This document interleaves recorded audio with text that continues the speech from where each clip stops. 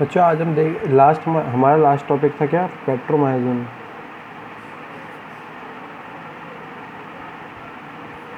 माइजोन last हमारा था। इसके लिए हमने बोला था इसका एक लार्वा होता है, कौन सा, एमोसीट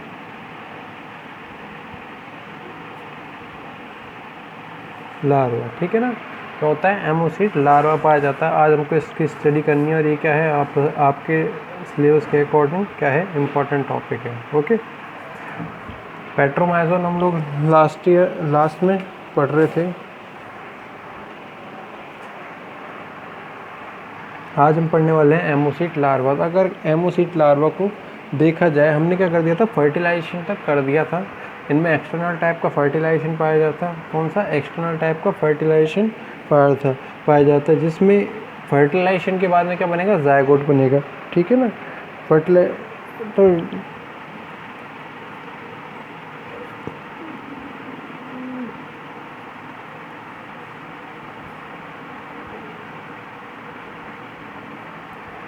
ठीक है ना, एक्सटर्नल फर्टिलाइजेशन क्या था, प्रेजेंट था, तो बाहरी प्रकार का निषेचन था। ओके, तो निषेचन के बाद में क्या बनेगा, इसमें जायगोट। किसका फॉर्मेशन हो, जायगोट का या युग्मनज का, युग्मनज,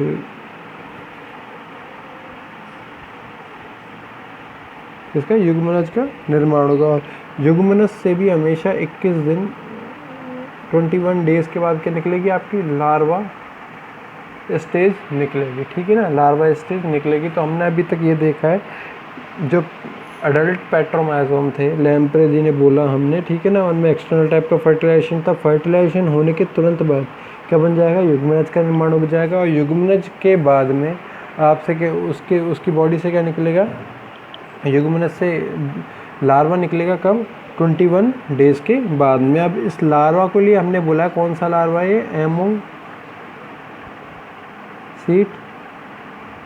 लार्वा, ठीक है ना, एमोसीट लार्वा है, ठीक है। अब अगर इस लार्वा को देखा जाए, इसकी एक्सटर्नल स्टडी की जाए कि ये कैसा दिखाई देता है, इसके थोड़ा फीचर्स देखते हैं हम लोग, ठीक है ना। तो ये क्या होता है, जब लार्वा निकल के आता है 21 डेज में, तो ये क्या होता है, बिल्कुल ट्रांसपेरेंट होता है। क्या होता है, ट्रांसपेरेंट होता है। तो ये कह सकते हैं हम एमोसीट लार्वा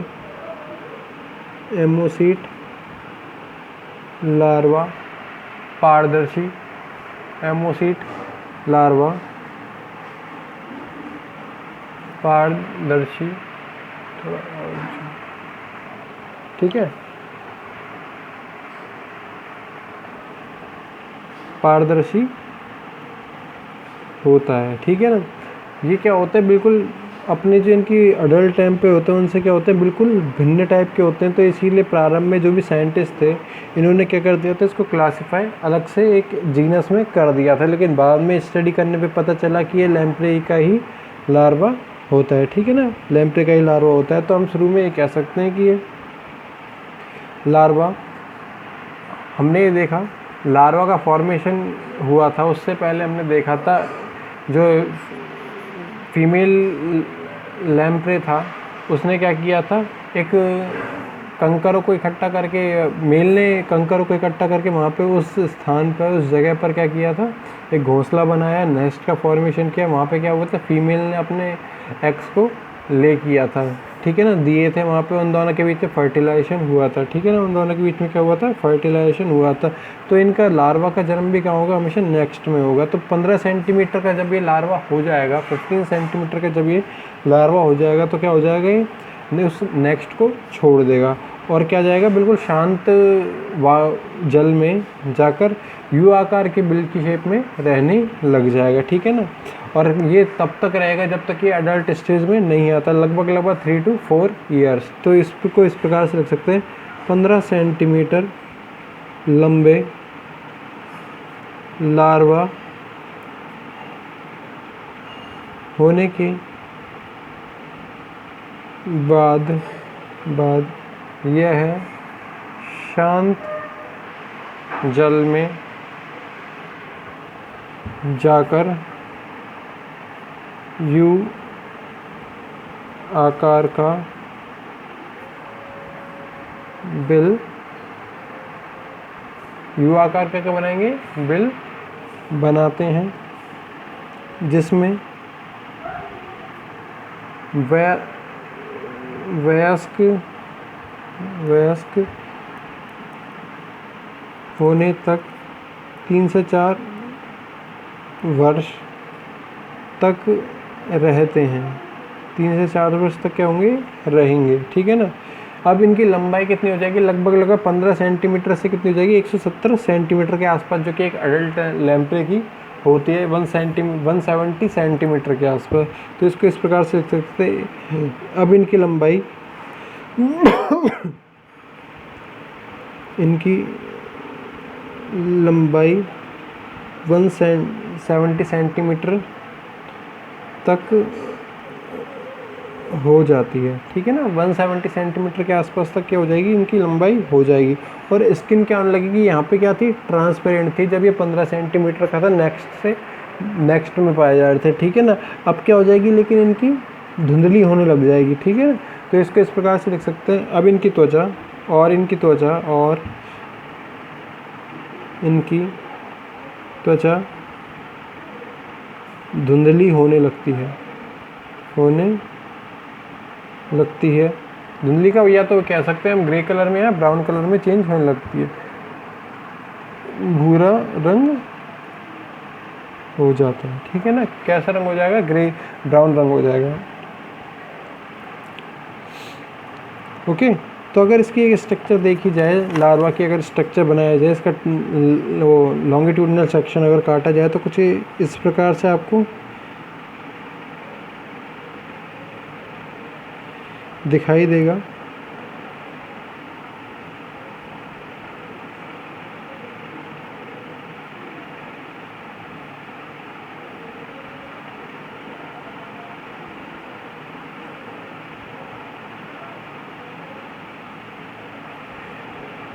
इसका क्या है, एक्सटर्नल स्ट्रक्चर है।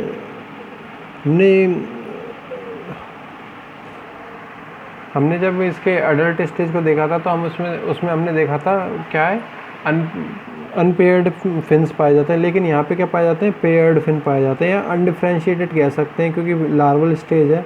तो अनपेयर्ड की जगह अगर हम कहते हैं अनडिफ्रेंशिएटेड फिन्स तो ज़्यादा अच्छा रहता है, ठीक है ना।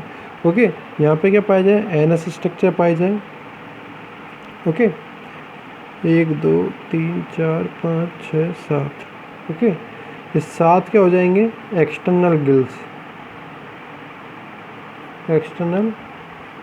गिल्स हो जाएंगे, ठीक है ना।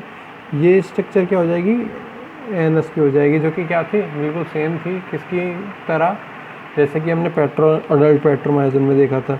इसको हम लोगों ने बोल दिया कॉर्डल फिन। अनडिफ्रेंशिएटेड लिख देता हूँ यहाँ, अविभेदित पुच्छ फिन, ठीक है ना। इधर लिख देता हूँ मैं डॉर्सल फिन, ये इसी से जुड़ा हुआ है, क्योंकि ये वाला रीजन क्या कहलाएगा आपका, हेड रीजन। ये वाला रीजन कहलाएगा आपका ट्रंक रीजन, और ये वाला रीजन कहलाएगा आपका टेल रीजन, जो कि हमने अडल्ट में देखा। ओके, यहाँ एक रूडिमेंट्री आई पाई जाएगी, या रूडिमेंट्री आई ऐसी आई होती है जो कि क्या होती है, ढकी हुई होती है और अपना काम नहीं कर पाती है, कह सकते हैं इनएक्टिव फॉर्म में होती है, अक्रिय अवस्था में होती है। यहाँ इसलिए लिख देता हूँ इनएक्टिव आई। ओके, ऊपर की तरफ क्या पाया जाए,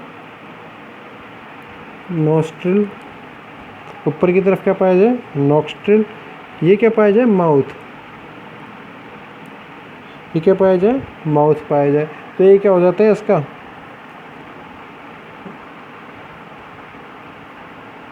एमोसीट लार्वा। ये क्या हो जाएगा इसका, लॉन्गिट्यूडिनल सेक्शन कह सकते हैं, या एक्सटर्नल स्ट्रक्चर कहा सकता है। अगर इसकी इंटरनल स्ट्रक्चर देखी जाए तो वो देखने में थोड़ा अच्छा रहेगा और समझने में भी आसान रहेगा। इसको इस प्रकार से हम लोग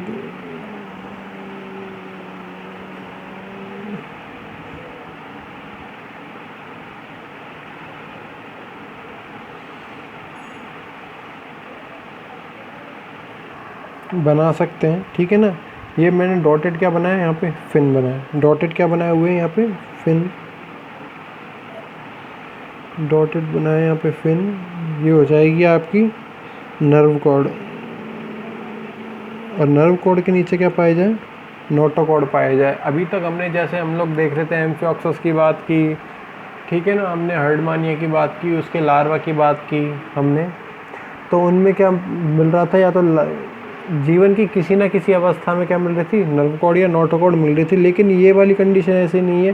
ये पेट्रोमाइजोन क्या होते हैं, साइक्लोस्टोमेटा के हैं, साइक्लोस्टोमेटा के, तो इनको वर्टिब्रेट्स में या कह सकते हैं प्रॉपर कोऑर्डिनेट्स में रखा जा सकता है, प्रॉपर कोऑर्डिनेट में रखा जा सकता है इनमें, इसलिए नोटोकॉर्ड भी पाई जाती है लार्वल कंडीशन में।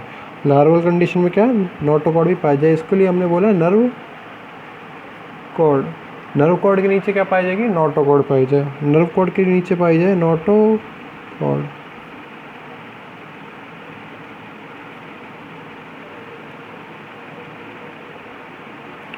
ओके, ये जाएगी आपकी नोटोकॉर्ड। ओके,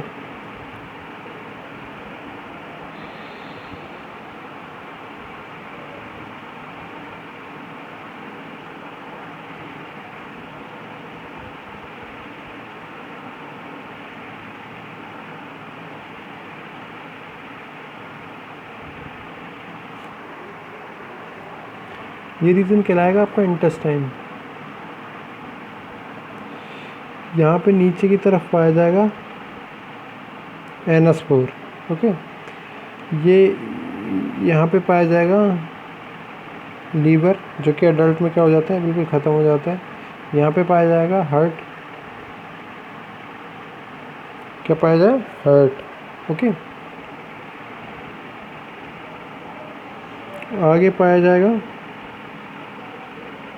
माउथ, और नर्व कॉर्ड के ही जुड़ा हुआ आगे का जो रीजन है, इसको डार्क कर देते हैं हम लोग थोड़ा सा।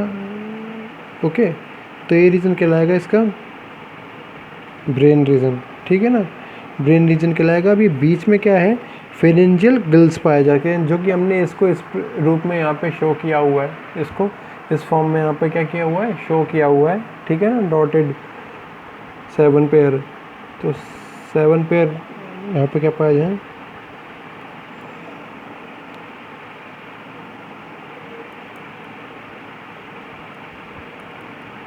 फेरेंजियल गिल्स पाया जाए, ठीक है ना।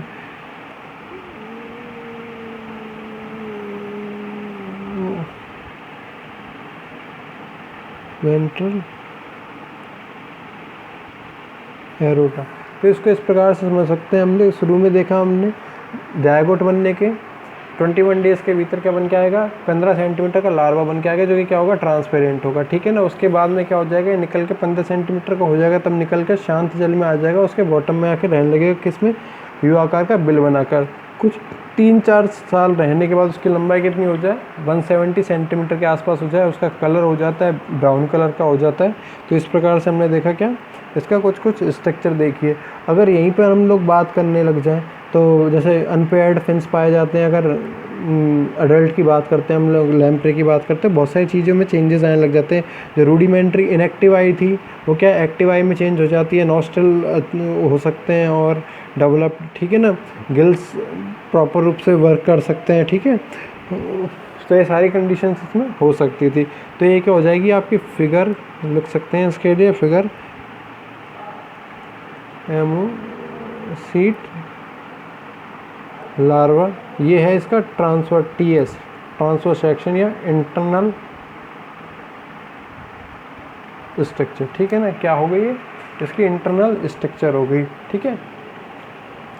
अब इसका आकार कैसा हो चुका है, एक ईल जो होती है मछली, एक लंबी जो मछली होती है, उसके समान क्या हो चुका है, इसका आकार हो चुका है। तो इसको इस प्रकार से लिख सकते हैं, इसका आकार कैसा हो सकता है, ईल के आकार का हो सकता है। इसमें क्या हो, कंटिन्यूस फिन पाए जाए, ठीक है ना, कंटिन्यूस फिन पाए जाए। हमने ऊपर ही देखा, इसमें इनएक्टिव आई पाई जाती है, तो इसके लिए लिखा जाएगा, यह अंधे और दंतविहीन होते हैं, मतलब इनमें टीथ नहीं पाए जाते। यह है अंधे व दंतविहीन होते हैं। कैसे होंगे, अंधे और दंतविहीन, मतलब इनएक्टिव आई एंड टीथलेस, टीथलेस, ओके। और सबसे मेन कैरेक्टर होता है अडल्ट लैम्प्रे का, वो होता है, क्या होते हैं, पैरासाइट के रूप में पाए जाते हैं। लेकिन ये क्या होते हैं, नॉन पैरासाइट होते हैं, परजीवी की तरह नहीं पाए जाते। यह है अपरजीवी, ये जिसे नॉन पैरासाइट होते हैं, या क्या होंगे, सारे के सारे नॉन पैरासाइट होंगे, ठीक है ना। भोजन कैसे ग्रहण करेंगे, फिल्टर फीडिंग के द्वारा। फिल्टर फीडिंग आपको पता ही है, इसमें वाटर करंट के जरिए क्या है, छोटे छोटे जितने माइक्रो ऑर्गेनिजम्स हैं वो आते हैं, और इसी के साथ क्या हो, पोषक पदार्थ है, साथ ही साथ क्या हो, श्वसन के लिए जल में क्या, जल के साथ क्या है, श्वसन के लिए ऑक्सीजन आए, और उसी के द्वारा क्या चल जाएगी, CO2 वापस से बॉडी से बाहर निकल जाए। तो इनमें क्या होगा, भोजन व श्वसन फिल्टर फीडिंग के द्वारा होता है। किसके द्वारा होगा, फिल्टर फीडिंग के द्वारा होगा, ठीक है ना। अब नॉन पैरासाइट है, मतलब इनका जो माउथ है, जो इनका मुख है, वो कैसा हो जाएगा, शक्कर टाइप का होने के बजाय क्या हो जाएगा, सेमी सर्कुलर हो जाएगा, या अर्धवृत्ताकार हो जाएगा, ठीक है ना। इनका मुख चूषक होने के स्थान पर